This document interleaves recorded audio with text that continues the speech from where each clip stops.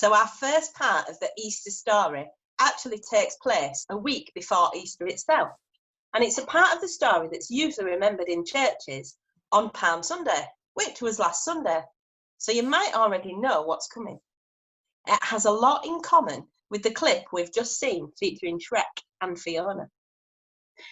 Jesus and his friends were travelling to Jerusalem together for the Passover festival. It was a huge occasion. Crowds of people were travelling from all over the place. And as they got closer to Jerusalem, near a couple of places called Bethphage and Bethany, Jesus called a couple of his friends to him, and he gave them some quite strange and specific instructions. Go down there into town. You will find a donkey tied to the wall of a house. No one has ever ridden it. Untie it and bring it to me. And if anyone asks you what you are doing, say, the master needs it. Hang on. What? Well, those are pretty weird instructions, aren't they? Imagine that if you and me, we were out for a walk, and I just turned to you and I said, go up the road, you will find a car parked on a drive.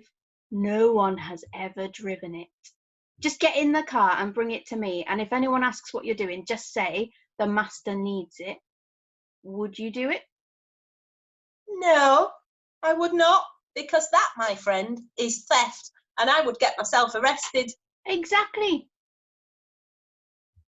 However, Jesus' friends are used to him saying strange things and to them, and it usually turns out okay. So they trust him, and off they go.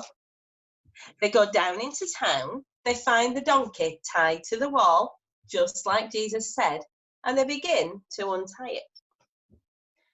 Now, the owner of the donkey is not best pleased about this, so he comes out of his house and he says, what do you think you're doing?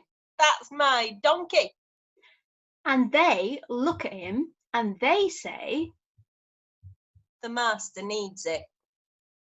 And he says, okay. Okay. Okay. I mean, if I came out on my driveway and I found Natalie getting into my car and I said, what are you doing? And she said, well, the master needs it. I don't think I'd just say, oh, okay, here's the key. I would be ringing the police. But that is exactly what the owner of the donkey did. Why? Well, we don't know. Maybe he'd heard that Jesus was coming and that he knew it was for him. Maybe Jesus had prearranged it. Maybe he knew his donkey had never been ridden before and he wanted the laugh of seeing someone else trying to break it in. We don't know. But the important thing is, they took the donkey. When they got back to Jesus, he climbed on the donkey and he started to ride it down to Jerusalem. Now, Jesus was the kind of person that other people heard about. The people of Jerusalem had heard loads of things about him. They'd heard that he could heal the sick. They'd heard that once he fed 5,000 people with 5 loaves of bread and 2 fish. They'd heard that he told the best stories. They'd even heard that he could bring people back from the dead. So they wanted to see him. But in those days, of course, there were no photos, no newspapers, no news programmes, no TV, no social media, no Wi-Fi, no internet.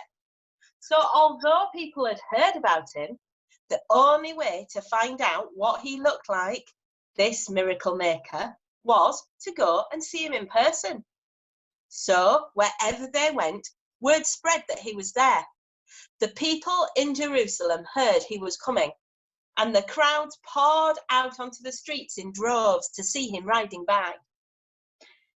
These days, if someone famous was coming to visit, we might put down like a red carpet for them. But in those days, red carpets didn't exist. They weren't a thing. But the road was pretty dusty, and the people thought that Jesus was so special he shouldn't have to get dirty. So some of them took their cloaks off and they laid them on the street for the donkey to walk on. Hang on. Yep. What? They laid their coats on the ground for the donkey to walk on? Yes. But but donkeys do stuff. Like, eat-on. Well, yes, but other stuff. Like, trotting.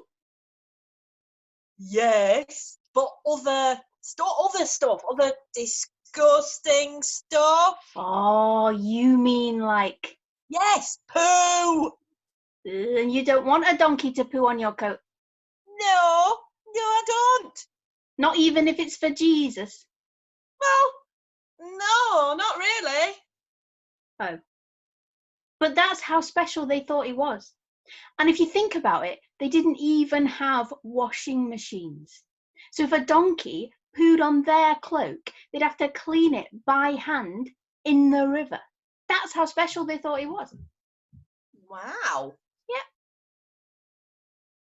Do you know what else they did? What?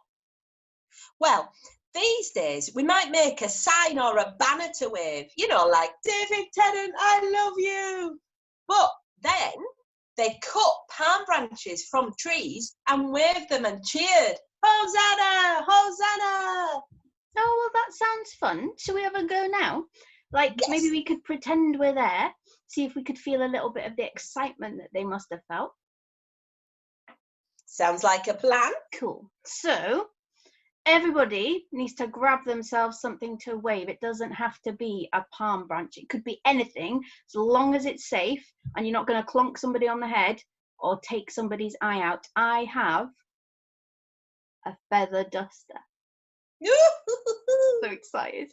You just need to watch out, like no dust falls out. It probably won't. I don't use it much. So, Natalie. Yes. You should stand up and disappear off camera. And then when you reappear, off she goes. We're all going to get really excited and cheer for you as if you were Jesus. Ooh. You can cheer for yourself as well if you want, and you can wave something. Okay. You ready? Have you got it? Yes. Cool. Everyone's got something to wave? Yes. I'm going to count us in. Oh, a bit of dust did fall out of it. Are you ready? Yes. 3, 2, 1. Go! Hooray! Hooray! Hosanna! Hosanna! Woo! Oh, you're right. That was pretty exciting. It was, wasn't it? This part of the story feels pretty good. I think it's pretty happy, isn't it? Yeah. But it didn't stay that way. We're going to find out what happened next in a little while. Okay. But for now, let's spend a little bit of time thinking about this part of the story. Watch out for a craft video coming your way anytime.